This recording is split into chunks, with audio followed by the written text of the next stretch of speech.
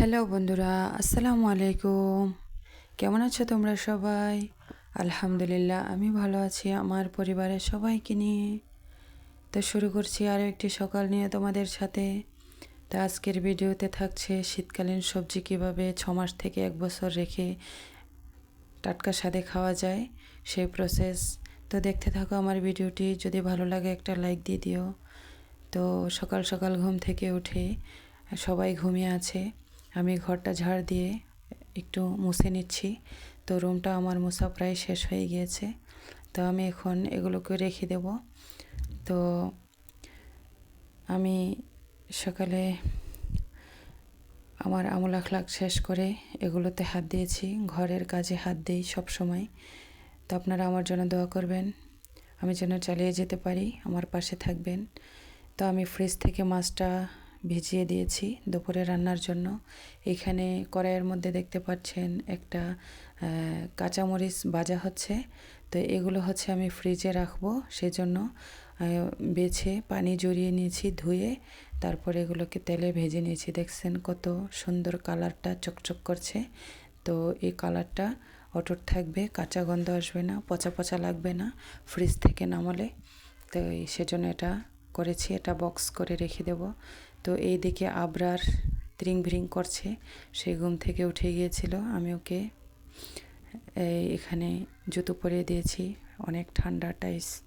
তো আদনানের ম্যাডাম এসে আদনানকে এর ফাঁকে 1 ঘন্টা পরিয়ে দিয়ে গেছে। তো আদনান আজকে ডিম ভাজা দিয়ে ভাত খাবে, সেজন্য রুটি বানাইনি।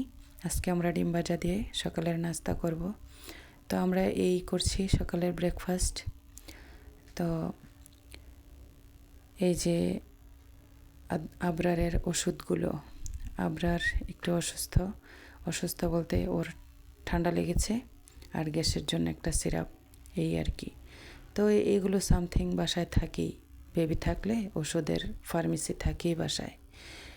তো ফার্মেসি থাকলেও সব সময় ওষুধ খাওয়াই না, যখন ভালো থাকে তখন ফার্মেসির জায়গায় পড়ে থাকে।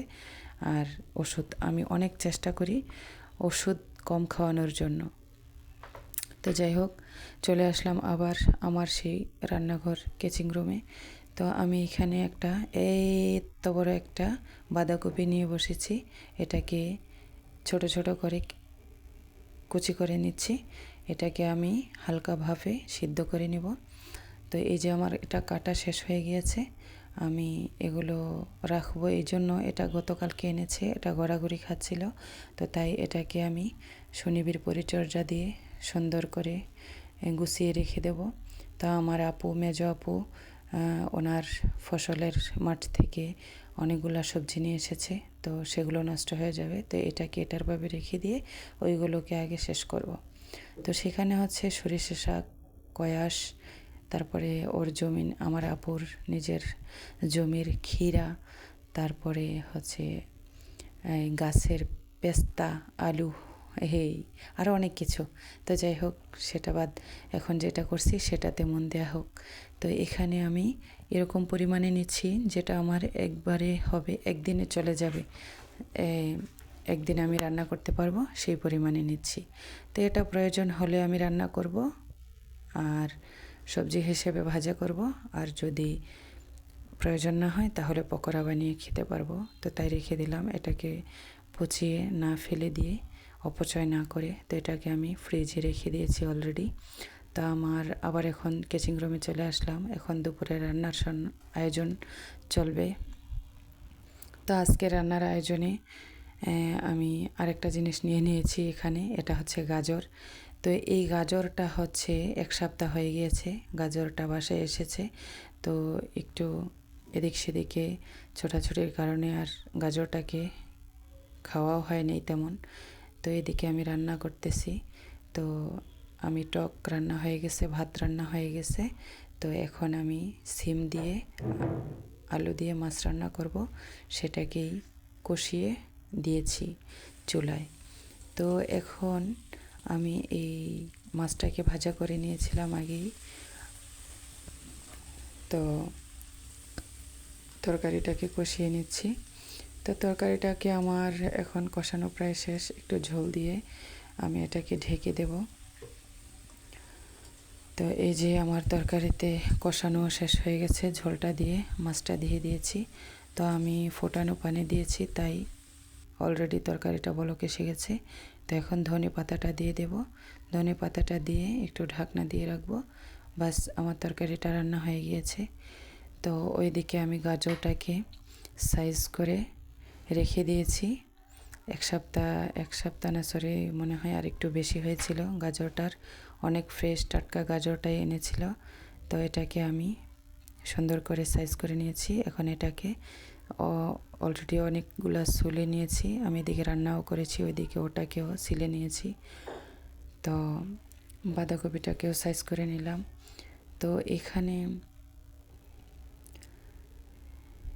এই গাজরটাকে আমি কাঁচা সবজি হিসেবে খাই সবসময়। তো সবসময় খাই, এজন্য সময় পাইনি খাবার, তো তাই এটাকে ফেলে দেব না। তো গাজরগুলো দেখে শীতের সিজনে টাটকা সবজি সবসময় আদনানের বাবা এনে থাকে। তো এখন আদনানি এগুলো দেখে বলতেছে, আদনান বলতেছে যে আম্মু আমাকে গাজরের লাড্ডু বানিয়ে দাও, আমি গাজরের নাড়ু খাবো। তো আর এগুলো নষ্ট না করে, অপচয় না করে, যে কথা সেই কাজ, এগুলোতে লেগে পড়েছি। তো এটা আজকে কীভাবে করা যায় সেই চিন্তা। তা আমি এখানে এগুলোকে গ্রেড করে নিয়েছি। তো বন্ধুরা, আমার চ্যানেলটি যদি ভালো লাগে সাবস্ক্রাইব করে দিও, আমার চ্যানেলের একজন সদস্য হয়ে যেও।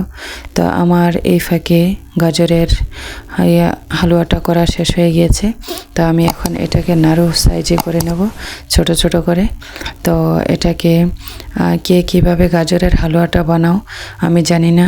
তা আমি গাজরের হালুয়াটা কিভাবে বানিয়েছি সেটা নেক্সট ভিডিওতে তোমাদের সাথে শেয়ার করব। তো এটা ভিডিওটা অনেক বড় হয়ে যায়, তাই এটা আজকে আর দিলাম না।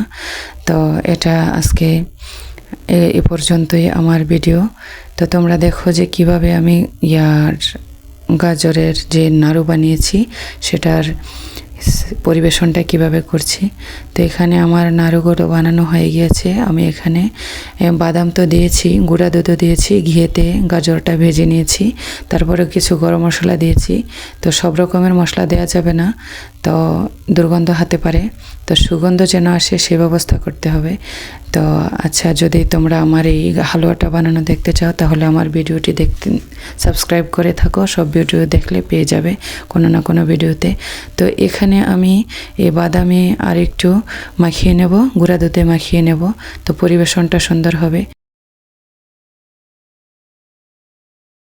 তো এই যে এখানে বাদামগুলো আমি অল্প কিছু রেখেছি, আর একটা পিরিচে কিছু গুঁড়া দুধ নিয়েছি অল্প পরিমাণে, কারণ আমি সবগুলো এগুলোতে মাখাবো না। আমি জাস্ট একটু দেখাচ্ছি যে এক একটার লুক দেখতে কেমন হয়। এই যে এখানে বাদাম দিয়ে মাখিয়ে নিচ্ছি। এই যে দেখতে একটার সৌন্দর্য আরেকটার সাথে মিলে না। যখন আমি ফ্রেশ এগুলো বানিয়েছি এটাই একরকম সুন্দর, যখন বাদামে মাখিয়ে নিচ্ছি তখন ওটা আবার আরেক রকম সুন্দর লাগছে। এই যে কত সুন্দর লাগছে। তো আমি এখানে 2-4টি করে মাখিয়ে নেব জাস্ট পরিবেশনের জন্য। তো সবগুলো মাখাবো না, কারণ সবগুলো তো আর এখন খাওয়া হবে না, তাই তো যেগুলো খাবে সেগুলো যার যেভাবে পছন্দ সেভাবে আবার করে দেব। যদি এমনিতে ভালো লাগে এভাবেই খাবে, যদি চাই যে বাদামে মাখিয়ে দিতে তাহলে সেটাই দিব। তো এখানে আমি কিছুটা নিয়েছি বাদামে মাখিয়ে, আবার কিছুটা নিব এখন এই গুঁড়া দুধ আছে সামনে, গুঁড়া দুধটাতে মাখিয়ে। তো এটা দেখতে একটু সুন্দর লাগে তাই আর কি। তো এদিকে আমার এই যে দুষ্টু মিষ্টি পাখিটা আমার কাছে বসে বসে একটু হাত পা লাড়াচাড়া করছে। তো অতটা খারাপ লাগছে না আমার। তো আমার এই পাখিটা আমার পাশেই থাকে সব সময়। এই যে ওর আর ভালো লাগছে না, তো ও আমার কাছ থেকে দূরেও যাবে না। তা আমারও কাজ প্রায় শেষ। তো এই যে এখানে দুধের মধ্যে, গুঁড়া দুধের মধ্যে মাখিয়ে নিয়েছি কিছু নাড়ু, আর বাদামের মধ্যে মাখিয়ে নিয়েছি কিছু নাড়ু। তো এই নাড়ুগুলো বেশ সুন্দর চমৎকার লাগছে, খেতেও বেশ ভালোই স্বাদ হয়েছে। তো এটা চাইলে আমার প্রিয় ভাইয়া ও আপুরা বন্ধুরা একবার ট্রাই করে খেতে পারো বানিয়ে বাসায়। তো এই ছিল আমার আজকের ভিডিও। ভালো থাকবেন, দেখা হবে নেক্সট ভিডিওতে। আল্লাহ হাফেজ, টাটা।